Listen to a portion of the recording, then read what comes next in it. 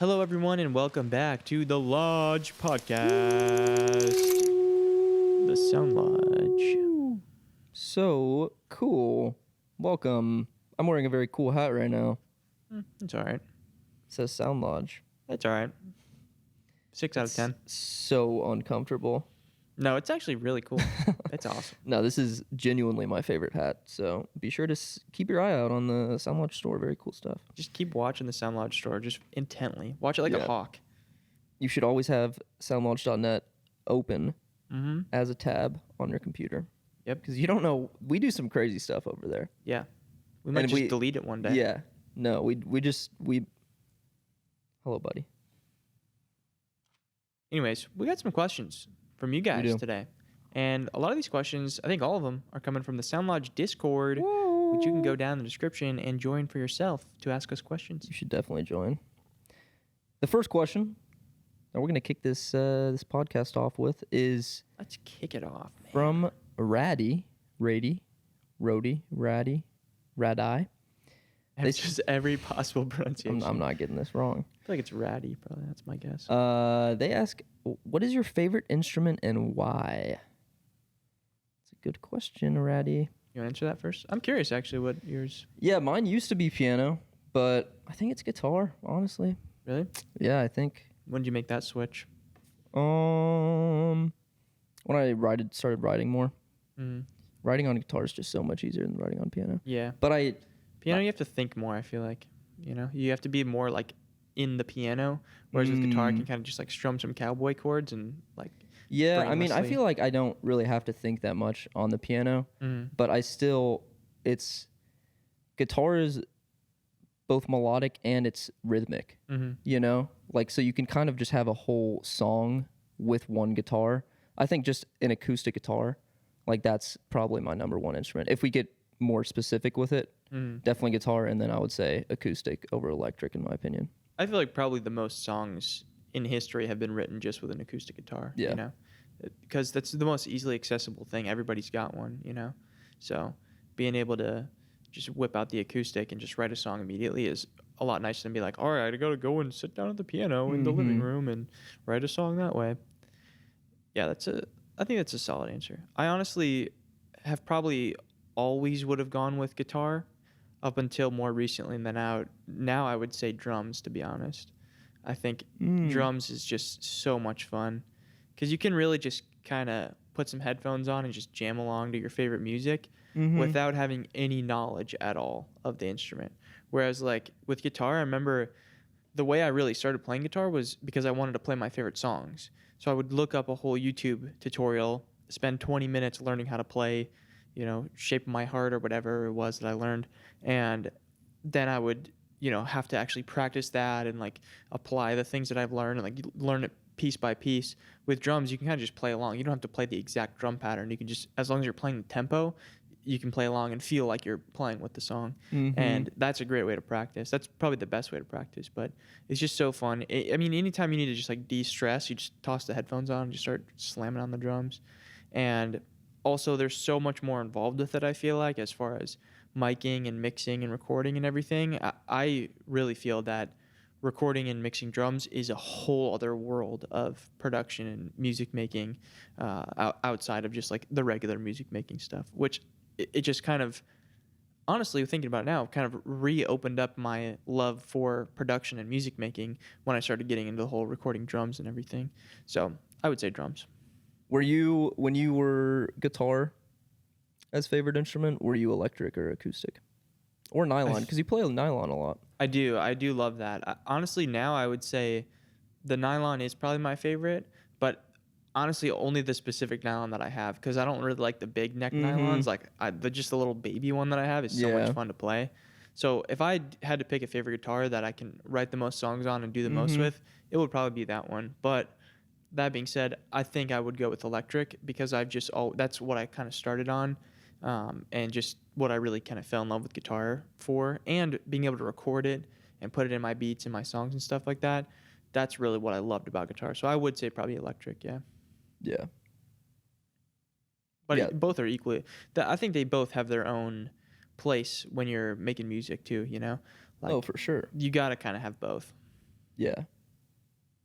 Yeah, I started with electric when I first started getting into guitar. Yeah. And then I remember my first big music purchase was an acoustic. Yeah. A friend of mine like took me to a guitar shop, and we looked at all the guitars, and I got an Alvarez for like $600, and I was like, yeah, it's a big purchase. I was like, this is a huge purchase. That's the one you have? Yeah. Now? That's sick. But yeah, that was a big deal getting that first guitar. Oh, totally. That's a huge deal. Yeah. It's a really cool feeling as well. Yeah. And that leads us into our second question, which is from Zombie X Leader, and he says, "What kind of guitar should I buy as my first guitar?" Good question. Great question. I I'll let think you kick us off. Honestly, I think it just depends on what you're going to be doing with it, because if you're going to be recording and you're going to be using it in your music, it might be easier to get an electric because it's more versatile. But then again, you have to consider the fact that you're going to need cables, you're going to need probably an interface, you're going to need a bunch of stuff to go with it. Whereas with an acoustic, you can just kind of set it up, put a microphone in front of it, and just record. But you're not going to be able to get the versatility of sound that you do with an electric. You know, you can't put a bunch of chorus on it, you can't put different like distortion effects and stuff. I mean, you can, but it's not a sound that like people usually go for. But yeah, I think it really depends on the two factors of what you're going to be doing with it, if you're going to be making music or just playing around, messing around, and also what kind of music you make too. Because if you're making just solely like folk, country kind of stuff, then yeah, go with the acoustic, you know? But I think those are definitely the two things to consider. Yeah, I think you should get a bass guitar. Yeah. That's the most versatile. Yeah, get a bass.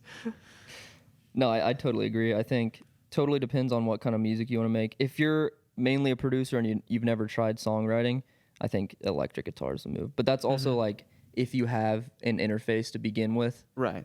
Because then all you got to do is get a guitar cable. True. But because it ends up usually being that electric guitar is always going to cost you more, because you can get acoustic guitars for a lot cheaper, just base price anyways, because they don't have all the electronics and all the other complicated components. But then on top of that, you also add the fact that there's going to be cables and there's going to be interfaces and plugins maybe and pedals and whatever, amps maybe, whatever other stuff is going to add on. Yeah. So it ends up being a lot more either way. Yeah, I think also if it's your first instrument, just get the cheapest instrument, you know? I think going on like Marketplace, if you're going to get a cheap instrument on Marketplace, your best bet is to get like an acoustic, you know, or a nylon. I think I wouldn't totally agree with getting like the cheapest instrument you can find though, because a lot of times, like if you're a beginner, if you get the cheapest, crappiest instrument possible, it's going to actually hinder your playing, because if you don't even enjoy playing the instrument because it's so bad, you're not going to continue playing the instrument. Whether that goes for anything, like if it's like, you know, violin, if it's bass guitar, if it's whatever, if it's just unenjoyable to play the instrument, you're not going to continue. So I think having a budget where you're like, okay, I know I can spend around this amount, and not spending like $30 on a guitar that's like basically snapped in half, like having a reasonable budget, but not going like, I need the Gibson, I need the Rickenbacker right away, you know, like that's insane. You definitely don't need to do that. But getting a good starter guitar is going to serve you well, you know, and if you continue with it, you can, you know, use it for a long, long time. But if you get like a first act or like a crappy like harmony guitar or whatever, it's just not going to be enjoyable. So I think there's definitely, you got to go one step above the, you know, cheapest guitar you can find, I think. Yeah. That being said, that's valid. It all depends on your budget as well. Like if you have no budget, then yeah, just like steal a guitar. Yeah. No, that was like when I first started getting into guitar, mine was with an electric, and I just didn't have any money to buy a guitar. And we had an electric at the house, which is like it's just a Fender Strat Squire. Yeah. So it's like one of the cheapest Fenders out there. Yeah, but even that is basically proving my point of what I'm saying, because those Squires are the rung up from the cheapest guitar you can buy. Like cheapest guitar you can buy is like a first act guitar. Yeah. So those Squires are good entry level guitars, you know. So I would honestly, that's what I would recommend for people, is getting like a Squire, because those aren't bad guitars. Yeah, no, that was my point. Like it's not. I've been using. Caleb, who's 2 years older than me, got that guitar for 7th grade band. Yeah. And so that guitar is like 20 years old basically. Yeah. And it's that's still my electric. Now I'm no electric guitar player, so I don't really have any, you know, authority talking about electric guitars. But I do think if you're a producer and you want to get into instruments and using instruments, then congratulations, because that's just step one for leveling up your production. Yeah. Adding any kind of real instruments will just give all of your songs and all of your beats their own taste and their own sound. And so many people ask, like, how do I get my own sound? I've been making type beats for 5 years and they all sound the same. It's like, dude, if you want something that's instantly 100% you, then start experimenting with instruments. And I think you can get like a super, super cheap, like I got that classical for $10. Yeah. You know?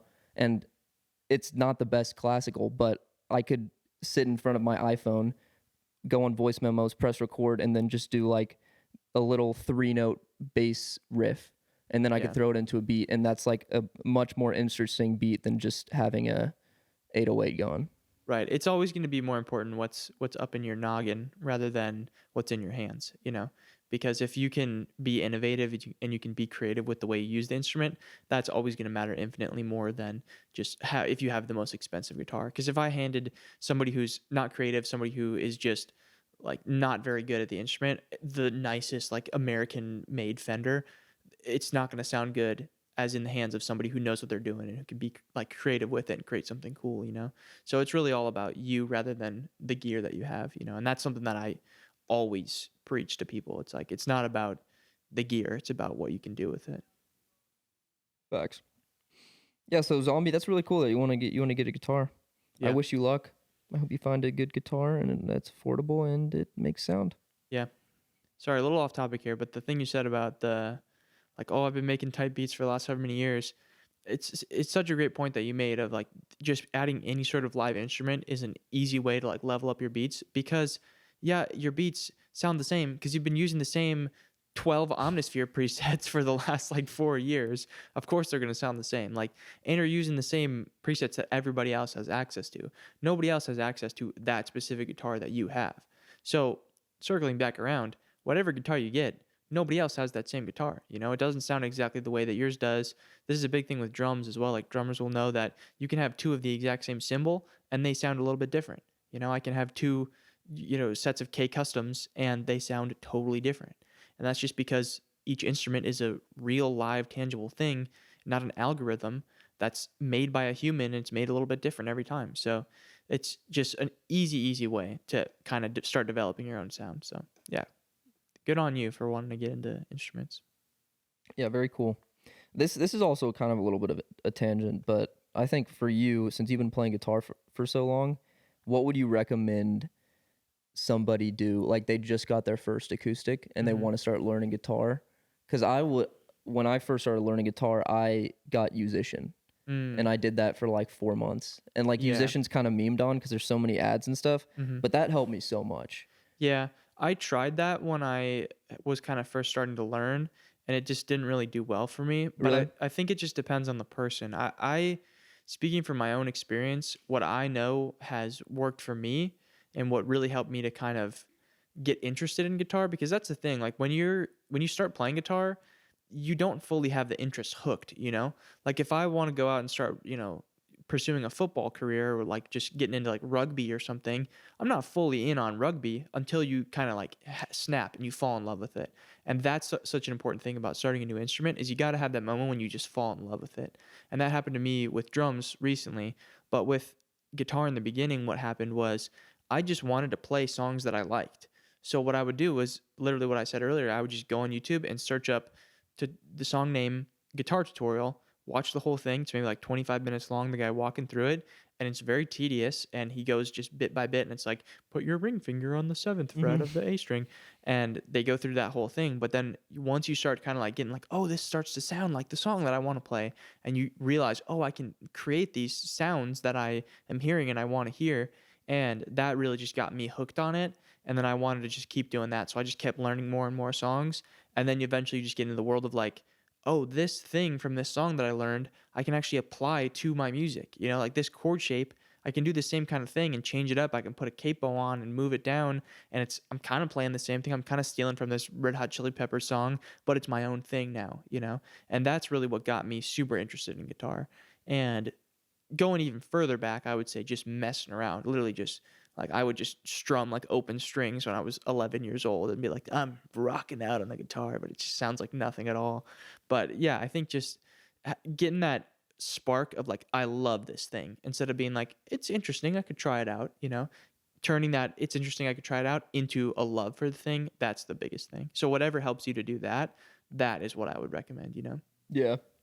And that could mean trying different methods too, trying the musician thing, trying the YouTube tutorials, trying to just learn. Maybe it's learning scales. Like I could never imagine falling in love with guitar by learning scales, but maybe it's learning scales. Or you're an engineer chord at heart, shapes. then maybe that is the strat for you. Yeah, it just depends on your specific interest and you as a person, you know. So yeah, I think that's a great point. Just because that's how I learned piano, is just learning how to play songs I liked from YouTube. And I also did that with guitar, but I did it alongside Musician because I didn't even know how to like hold a guitar. Right. So like that was really nice about Musician, is like the first whole lesson plan is just showing you how to hold the guitar and stuff. Yeah. But you could also just learn all that on YouTube. That's the thing. It's like YouTube has everything. So but yeah, the thing about learning songs is you love those songs. Exactly. So if you get anywhere near sounding like those songs with the guitar, you're like, I am Coldplay now. Yeah. Yeah.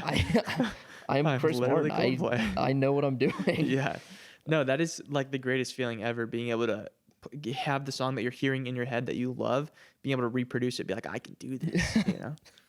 I'm literally Coldplay. Yeah, no. So, Zombie, thank you for the question. Great question. And good luck on the guitar, my friend. Yeah. Send a little video if you get your guitar in the Discord. We'd love to see what you got. Yeah. But the next question is a great question from Savet from the Discord. And they ask, what artists inspire you? That is a good question. That is a great question. You want to go first? I answered the last one first. Hmm. Pablo Picasso, Michelangelo. I mean, speaking of actual artists, there is an artist I learned recently of, Ivan Ivaskovchovsky, something like that. So I don't know how to say his last name, but he's all of my backgrounds on my computer. Like he's actually an artist that when I first saw his artwork, I was like, this is the coolest art ever. Yeah. So like I really like his art. But music wise, yeah, this guy's like, dude, what? I don't want you to talk about painters. Yeah, okay, actually, I wanted some musical before we get to music, let's talk about authors. Yeah, we go through every art form.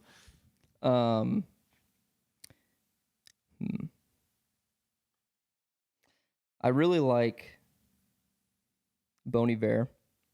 I think just as an artist, I think his For Emma, Forever Ago, just the whole story behind that album, the way he made it. That's one of the best albums ever. Yeah, the whole DIY feel, like that is just something that all musicians strive for. You know, it's just being the guy in the cabin and making a whole album. That's just a dream come true. So I think Bon Iver definitely. Still Woozy's a dude who's much younger, much more in my kind of age range, that also kind of does everything DIY. He makes his own music videos, produces his own stuff, and he's the one singing. Bennett Coase is a dude who's even younger than that. He's like my age, and he makes his own music videos that are so cool. Really talented producer and artist. So yeah, definitely just the artists that have a hand and have a foot in every aspect of the creative process. Those guys always just totally inspire me. Just indie artists when it comes down to it. Yeah, exactly. Yeah. I think it depends from what aspect we're looking at it, because if we're going like pure sonically, there's some artists where I hear their sound and I'm like, I want to sound like that. And then there's some where, like you're talking about, where they go about the creative process in a particular way where I'm like, I want to do it like that. Sonically, who are your...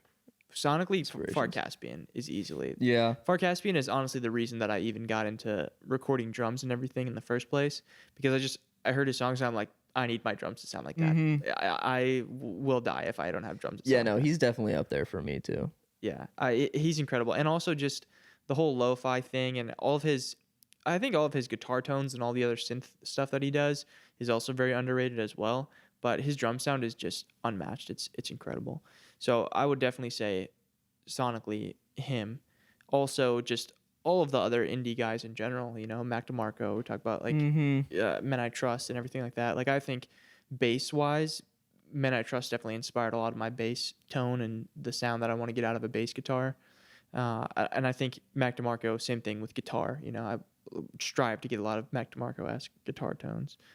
But part of it too is just all of the smaller influences that I've had growing up too. Like just growing up listening to all sorts of random stuff, like listening to The Cure and listening to Nirvana and like Bob Marley and just all sorts of just crazy like wild genres all over the place. All of those things kind of come together and create like the amalgamation of inspiration that's just like in my subconscious, which I think is a really cool thing. And I think that's interesting about any artist thinking about all their influences and everything. Yeah, the music you listen to was a lot different than the music I listened to when I was younger. Like we both listen to basically the exact same music now. Yeah. But like my music was 80s rock from my dad. Like that's all I listened to, 80s rock. And then from my mom, it was like Norah Jones, Marshall Tucker Band, like all of these old country rock bands, and then like Norah Jones and stuff like that. So also like Coldplay. But yeah, that stuff, I feel like I don't really use a lot of the 80s rock inspiration in my music, because my music's like basically the opposite of 80s rock, but I just love 80s rock. Yeah. Well, I think also even if you're not actively thinking like, oh, I'm using this, you have influences with the way that your brain just forms melodies and the way that you come up with guitar riffs and things like that. Your brain always just has a little bit of that inspiration, even if you're totally unaware of it. Yeah, totally. I think songwriting wise, 80s rock has some of the best songwriting. Like those are just full songs. Yeah, it's great. Also, songwriting. That's why I love just adding heavy distortion with everything. Like every time I get a guitar the out, muted like chugs and everything. Yeah. I'd play a melody. I'm like, what would it sound like if I just distorted it? Let's put a little distortion on this piano. It's like a folk song, and I actually did that with my Cole Still song. It's like a folk country song, but I'm just like, what if I just distort this solo? So it definitely finds a way to infiltrate in there. But definitely. Those are some great answers. I didn't even really think of Far Caspian. He's just the exact person that I want to be. Yeah. Yeah. I'm never not thinking about Far Caspian. It is really funny too, the thing you mentioned about like having very different musical influences growing up, because our parents are also from kind of different eras as well. Like my mom is totally like a 90s kid. So she just was onto the whole like Nirvana and everything like that, and listening to all those like kind of grunge bands and all the Cure and kind of like the indie of that time. And then my grandpa also can get very avant-garde with his music. Really? Like, he listens to a lot of like different like jazz fusion stuff sometimes. Oh, that's and just sick. Honestly, I couldn't tell you one genre that my grandpa like just specifically listened to when I was growing up. It was just everything, because sometimes it'd be classic rock kind of stuff. But I will say that my grandpa definitely never played 80s rock, like Journey and everything, because he is very adamantly against. Really? Like, yeah, because Journey actually used to be a lot more like creative and like outside of the box. Like they used to be more of like a progressive rock kind of stuff, the earlier stuff. And then I forget the lead singer that came in and just made all their hits, but then they started getting very like poppy, and my grandpa's like, it's just whack. Like they should have gone back to their like their old shit or whatever. They're avant-garde. So I just remember like always having that opinion about 80s rock as well. But I enjoy like a good I can't think of an 80s rock song right now, but she shook me all night long. I think that fits in that category, right? What? 80s rock? Yeah. Yeah. Yeah, for sure. You got Boston, you got Kansas, you got Journey, you got Eagles. All the places. Yeah. People just naming shit after places. You got Chicago, actually. That's another one. Yeah. No, dude.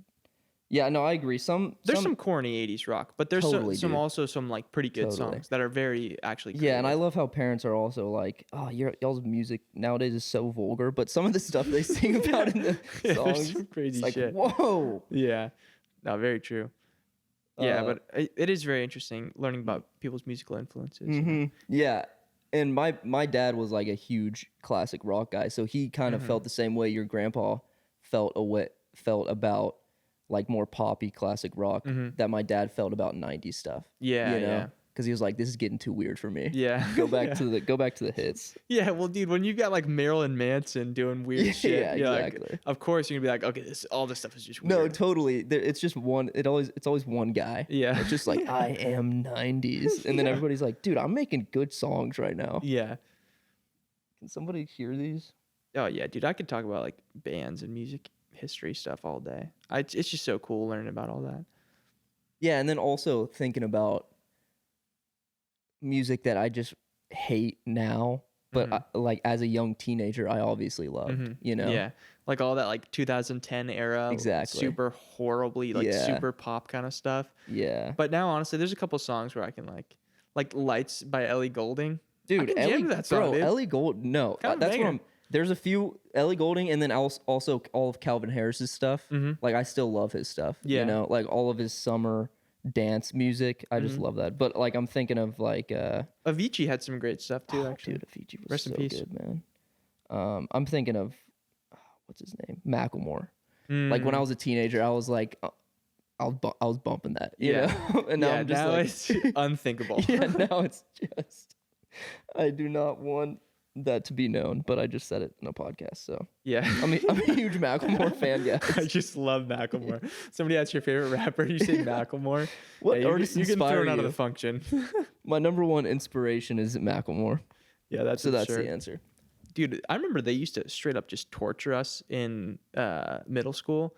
They would play in the hallways like only the songs that we didn't want to hear. Really? Yeah, because so they would play music during passing period, and I remember there was times when like fundraisers or whatever was going on, and it was like, until we get to this goal, we're just gonna play the Gummy Bear song in the hallways. So all of these seventh graders are just listening to like, "'Cause I'm a gummy bear" for just 3 minutes every 45 minutes. It was actually the worst thing ever. Like I don't even know how they were able to do that. It was like torturous. Yeah, it was like actually we all hated it. That's so crazy. much. And they did that with a few other songs too. I think they did that with the Rebecca Black Friday song. Oh, yeah. It was just all of the worst possible music, and the teachers knew it was the worst possible music because when you think about it, these are like 35-year-olds who are the same people that are like, "Oh, you kids' music these days, so it sucks. It's horrible. There's nothing creative about it." And then they're like, "Yeah, we're gonna play it for them because we know how much they hate it." Yeah. They would just specifically pick out the songs that all of us just unanimously were like, we Yeah. never want to listen to this. And then they would just play them. But sometimes they did have some good music in there. That was just on kind of random occasions. They would just, for whatever reason, break out the Gummy Bear song for a week straight. And we would all just like actually want to blow our brains out. I don't even know what song you're talking about. You've never heard the Gummy Bear song? If I heard it, I'd probably remember it. You definitely would. 'Cause I'm a gummy bear, a gummy bear. Yeah. Is that how it goes? Yeah. Yeah, okay. I guess that's just unconsciously in my head. It that definitely melody. is, yeah. Yeah, no, those are definitely some artists that inspire us. I'm also like very inspired by just authors. Like I love 1800s Russian writers like Leo. This isn't even a joke. Like Yeah, Leo that's Tolstoy, insane. dude. No, Leo that's fire though. Leo Tolstoy and Karamazov, brothers Karamazov from what's his face? Dostoevsky. There we go. There we go. Yeah, those are my two favorite authors. I think that, Like favorite, like just ever? yeah, for sure. When you read novels that are like that old and they're that relatable, it's a really cool moment of like we've all had the same problems. Yeah, the for human hundreds- experience is Exactly. unanimous, you know? Yeah, and Leo Tolstoy also wrote a little essay called "What Is Art," and that's like one of my favorite kind of books about creativity, because he says art is all about expressing an emotion that you have, sending it out into the world, and having somebody else feel that emotion. Like that is the definition of art. Right. And true art is when somebody hears something that you wrote, something that you painted, something that you sang, and they feel like they themselves made it. Yeah. And I think that's just the truth. Like if you can that's why you need to make art that is so personal to you even if it sacrifices some clicks on Spotify and some plays. Right. Even if you don't make the most popular song, if you make something that's so true to you, then there's definitely somebody out there that is going to hear it. And if it's super specific to your circumstance and your condition, then it's just going to make that listener feel that much more heard. And I think that is one of the most, like, when I was going through depressing times in my life, music always brought it out of it, and reading, like just art basically, and knowing that other people are going through exactly what I've gone through and they made it out on the other side. Right. That's one of the biggest things that I've heard with songwriting, is that a lot of people think that they need to broaden the topic of the song by being like, okay, well, instead of saying somebody's name or instead of saying a specific place, I'm just going to say like the park or this girl. But when you actually make it more specific and more personal to you, it feels more like somebody can connect to it. You know, it feels like their thing as well. So it's honestly sometimes not the play to go broad and go general with something, Totally. because it's, if you're sharing your specific experience, people feel that it's your experience. Yeah. You know? And I think reading or hearing in a song, like a super specific thing that somebody did, and you're just like, whoa, I've done that so many times and nobody else has said it before. I thought this was just a me thing. Like, that is one of the coolest things in art, is when somebody says something like that and it feels like they just saw you do it and they just told it to you. Yeah, that's super cool. It's such a cool feeling just knowing that, especially when it's like a big artist too, and you're like, whoa, this guy is a human like me. You know? He has the same experiences. Yeah, I was actually going to bring that up if you didn't, with the whole just general art thing, because I think it's important as a musician to take inspiration from all types of art, you know, whether it be from painting or sculpting or authors or whatever, poetry, all that kind of stuff. Because art is, like you said, it's about the having an emotion, sharing it, and having somebody else feel that emotion. That's unanimous across all forms of art. So being able to understand different forms of art is going to help you to be a better musician in the long run as well. Totally. Yeah, and I think great art is great art. Like, everybody knows. You can appreciate, even if you don't. I'm not a painter, but I can appreciate a good painting. Yeah, and that's also super inspiring as an artist, you know? Like, knowing that War and Peace was written 200 years ago, but it's unanimously one of the best books ever written, and you read it and you're like, this is actually the best book ever written. I guess art has an infinite lifespan. Right. And transcends through time, kind of. And I can make something like that. Yeah. Like, I have the power to make something that lives past my years as a human. Right. And also the thing, going back to what we were just saying as well, of like, oh, this person is a human, they have experiences like me. That's even more inspiring, knowing that some just human just like you wrote that, and they made an incredible creation that people are going to cherish forever. And you can do the same thing. You're no different from these people. You know, you have a uniquely incredible mind that nobody else has access to, and you can create things that nobody else has created, and things that are going to last forever throughout time. And that's just an awesome feeling to have. And I think everybody should create their art with that feeling. You know, sometimes it's hard, it's easy to get down on yourself and like be like, oh, I can't make anything good or whatever, I should quit this. But everybody does have the capacity to create something completely unique that's never been seen or heard or experienced before, you know? Yeah, totally. And it's also cool seeing art and reading art from artists that like passed away before they were famous. Like, Dostoevsky was an author, one of the greatest novelists of all time, but he died in poverty. And it's like, we see major artists in the world that we live in today, and you think of Taylor Swift, and some people say like, oh, she's the best artist ever, but she's really just the most popular. That doesn't mean she's the best artist. That doesn't mean she makes the best art. She's just popular right now. Yeah, and maybe like, let's say 100 years down the line, a lot of people forget about her music, but there might be somebody in our midst that is making music anonymously that is remembered for 200 years. Yeah. Honestly, I think there's a lot of artists that were like that. I think Edgar Allan Poe was like that as well. Yeah. Like, he had some traction, you know, in his normal life, and then he just kind of threw it all away, and he died just on the street somewhere, like drunk and, you know, poor. Yeah, I don't wish that on anybody, but I think it does make some damn good art. You know, when you're making art, not thinking of the audience that you're making it for, you're just making it for yourself, and it's just passionately coming out of you. That's going to be the most authentic and original art. Strong emotion creates great art, which I think relates to the thing of art is an emotion, having emotion, and then portraying that emotion for somebody else to feel. The stronger the emotion, I think the stronger, the more powerful the art is going to be. And a lot of times, the stronger the emotions, the stronger of emotions are usually negative ones. So going through struggle and going through hard time generally leads to better art. Yeah. Because all the times that I can think of where I've been struggling or going through a hard time, I've made some of the best art that I've ever made. Like, you never really make a great song or like tell a great story when you're like happy-go-lucky, everything's going great, you know? Yeah. Very few songs are about happy times, fun times. Yeah, no, totally. Yeah, great question, Svet. That inspired a really good little convo. All right, so usually when we end these episodes, we like to ask y'all a question, and our favorite answer from y'all gets a shout out. And last episode, we asked the question, what is your favorite aspect of a song? Is it vocals or is it the instrumental? We did ask that. We did. And we got a vote. We got some votes, and 6-5 instrumental won.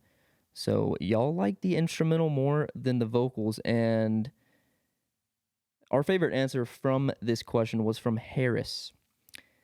And he actually voted for vocals. He said, voted for vocals only because I can't do them well. Also, I think both vocals and instrumental give emotional value, but I tend to lean more towards liking vocals because it makes me feel a deeper connection to the artist and the story that they're telling. But a tasteful combination of vocals and instrumental is where the real magic is. And I think that's pretty spot on. Yeah, I think so. I think it also just depends on the person too. Whatever's going to impact you specifically most emotionally, because that's why it's basically the answer, the results are tied, is because everybody has their own thing that impacts them. Yeah, it is very subjective. Yeah, because I think if that's something you value is the human connection, the human aspect of the song, then of course vocals and somebody's experience and somebody's story is going to impact you more emotionally. But for somebody who, like, I would say I am going with instrumental, and that's just because I'm such a heavily instrumental based person. Like, I don't really do much songwriting and I don't sing or whatever. So a real beautifully constructed song, a great composition generally tends to affect me a lot more than like, lyrics and whatever do. But that being said, lyrics and a good song, writing a good story affects me very much emotionally if it's done right as well. So I would honestly lean slightly more towards instrumental, just because the one comment that somebody left, which is really great, which was that they would never listen to an a cappella album, but they would listen to an instrumental album, which is a great point, and I totally agree with that. But I would probably say that I'm like 55-45 towards instrumental. Yeah, no, I think I'm right there with you. I mean, the more I think about it, the more I go back and forth. But I think I just love production. I think I like production more than mixing, but mixing is like I definitely like mixing a lot more than the average listener. Yeah. And I think just having headphones on and being just surrounded by sound and have everything be balanced equally and just take you through like a musical story is one of the coolest things ever that you can experience as a human, is listening to a song with instruments and stuff. I do love vocals, and vocals can totally ruin a song for me if I don't like the vocalist or I don't like the lyrics. Yeah. But I think the instrumental is just like, I just love instrumental albums as well. You know, that was a great point. Let's get their name.